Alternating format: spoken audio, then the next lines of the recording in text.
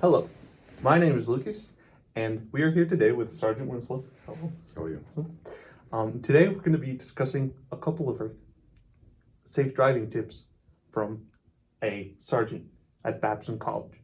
And we've prepared a couple of questions today, and also we're going to ask more generally about winter driving and how to essentially be a safe driver and not cause a hazard for the road. Great.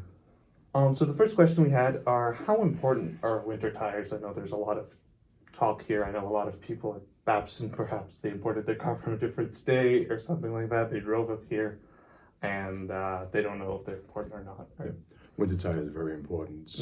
They're built with wider grooves and deeper treads to give better traction during the snow, which we're probably about to get very soon here in this area, as you can tell with the drop in temperatures recently. They tend to dig in because the treads on the outside are a little thicker. They dig in and they provide more traction. So if you can't get winter tires, then all-season tires would probably be the next best thing, but winter tires definitely help. Do the all-season tires, do they also have the wider? They did. The treads are a little bit different than okay. they would be for a summer drive. It helps a lot, but winter tires definitely would make it a lot safer. Okay, so winter tires are, if possible, definitely. Without a doubt. So the second question is perhaps more general. When you're driving on ice and snow, and perhaps you don't necessarily know what to pay attention to or how the car behaves a little different, what's the best thing to keep in mind? Best thing is speed. Speeds just cause slips on ice. With this time of year right now, we've got an issue with wet leaves on the ground that affect traction, and very soon with the roads starting to freeze over, ice develops, especially at night, and because it's so thin you can't see it. It's called black ice because it's seen right through the asphalt, and the only thing that takes care of that is slowing down. Okay. Is there a general rule of thumb, perhaps half the speed limit or something like that, or is it more different? You want to go along with the flow of traffic and be safe, depending on the time of day where you're going. But the more precipitation that's on the ground, the slower you should probably be going. And if you're out on highways, they will post what the new speed limit is through the signs on the Massachusetts Turnpike. They'll let you know what the new limit is, and usually on Department of Public Works websites and things along those lines, they'll put up postings that are saying that you should drive appropriately and just use a little bit more common sense when you're driving. Give yourself a little extra room in between the car in front of you for stopping, so that you don't end up in crashes. Okay, yeah, wonderful. Yeah, so watch out for the black ice, and then generally stay within the same speed of traffic, and then be a little more cautious than usual. And then in case of roads, what's essentially how are roads treated for cold conditions? What does a school or any institution do with roads during the city in order to keep it safe for the driver? The facilities department here at Boston College does a really good job, like Massachusetts does. They get out onto the roads pre-storm and pre-treat with a chemical that will melt the initial snowfall or the ice that comes down, and then as it begins to fall again, they will on campus spread sand for traction, and then additional salt to melt the snow and ice that piles up, and then they send out the plows, and the plows clear the roadways and move everything off to the side so that everybody can drive. Then they'll get into the walkways as well so that people don't slip. But that's not a all-round solution. We still have to continue to be cautious even after all those kinds Still have to drive slowly, because even after a plow going through, if it's a heavy snowfall like we tend to get here in the Northeast, it doesn't take very long for just a quarter of an inch to half an inch of snow or ice to develop, and it becomes a hazard. Okay. And then now that we've covered some of the winter questions, we want to ask more about safe driving tips in general. So what are some of the most common mistakes that a driver here at college, at Babson, and in colleges, it's sort of a different driving environment? And what's the most common mistake that a driver uses? Once everybody gets on the campus and they're comfortable with the roadways, they feel safe, and they kind of forget that the rules still apply. So you'll see the speeds maybe pick up a little bit. because they're comfortable with the roadways, they'll forget about stop signs and coming to a complete stop. Signaling that they're going to make a stop. You can imagine if the vehicle in front of you is not signaling as to what direction it's going to go and the other person behind them, it's kind of a mystery as to what's going on, and that causes further accidents. So essentially people get a little more confident and they tend to think that they can sort of bend the rules in a certain way. Yeah, bend the rules, but more or less they just kind of forget about it because they feel like they're home.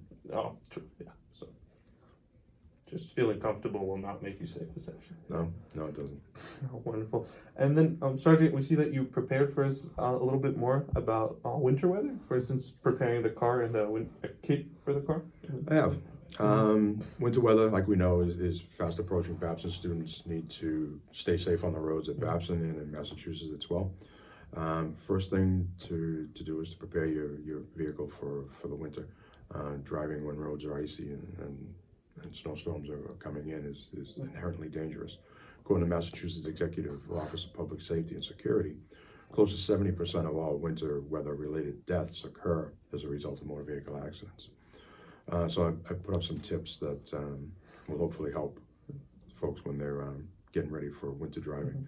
Like we were talking about earlier, replacing tires with the winter tires helps to maintain traction. Putting together a winter emergency kit, which should include things like a first aid kit, non-perishable foods, energy bars and things along those lines that you'll have in the car in case you get stuck someplace for a little while. Jumper cables, water, extra clothes in case if for some reason you run out of gas or you're stuck for someplace for a long time.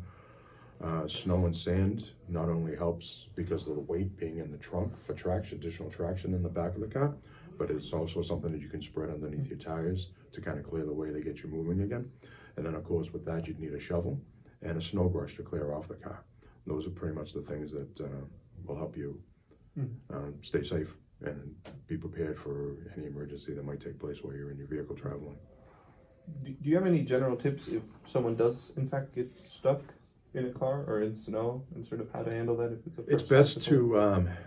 to, if you can, to pull over to the side of the road, leave your flashers on so that people will see you when they're coming in. And what happens is it tend to slide through the middle of the lanes, and just even 10 miles an hour over the speed limit can cause someone on black ice to slide out of control and to fishtail their vehicle.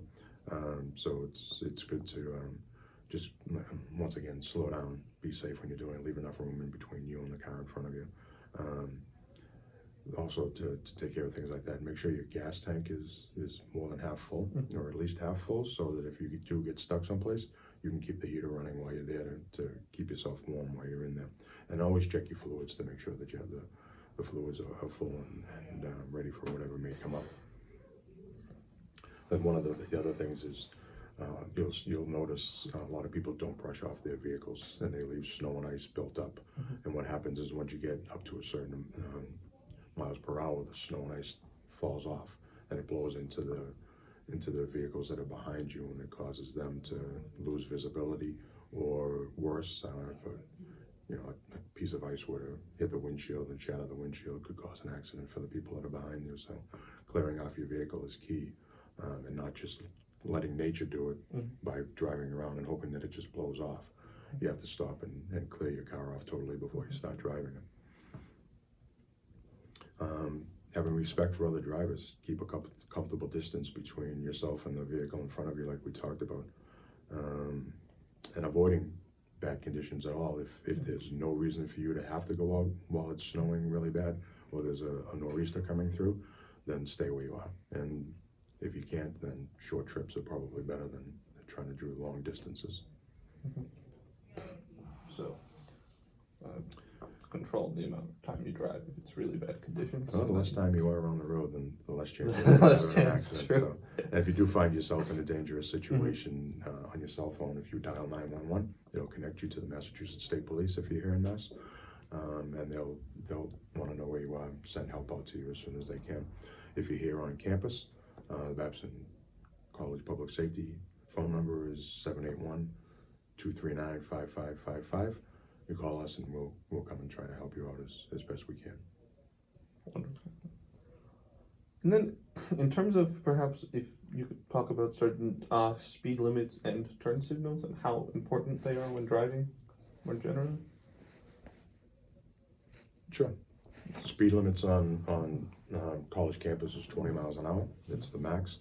It's that reason because our roads are shorter, not always as wide as highways are, and because of the amount of people who are walking on college campuses, it becomes a danger if you're speeding. So we hold a law to 20 miles an hour. We will park cruisers at intersections in hopes to slow people down and to get them to utilize stop signs to make sure that people crossing the intersections are safe, and to watch for anybody who's violating the rules so that we can pull them over and give them a little bit of Babson education as to how driving should go for their own safety and the safety of the people that are walking in the area. Of course. Okay, I think that's it, Sergeant. Thank you so much. You're welcome.